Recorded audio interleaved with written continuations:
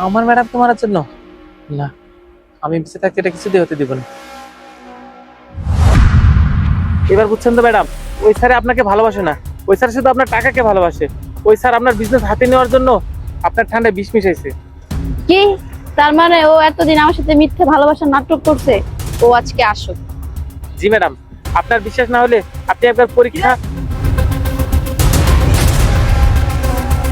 তুই আবার এখানে আসছিস? তোরা তো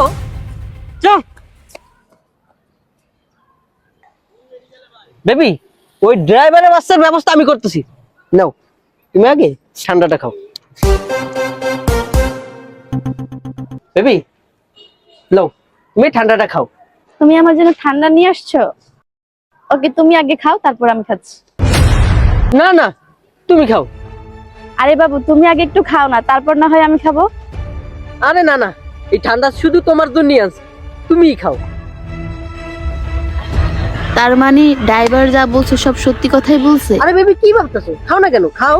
আগে তুমি খাও, তুমি না খেলে আমি খাবো না। আরে বেবি, তুমি খাও না, এটা খেলে তো আমি কি মরে যাবে? তুমি খেলে মরে যাবে আর আমি খেলে মরবো না? তুমি যে এতদিন আমার সাথে মিথ্যে ভালোবাসার নাটক করছো সেটা আমি জানি, ড্রাইভার আমাকে আগেই বলে দিয়েছে। আর আমি এটাও জানি তুমি যে এই কোকে বিষ মিশাইছো। শোনো, তোমার মিথ্যা ভালোবাসা তোমার কাছে রাখো, আমি চলে গেলাম।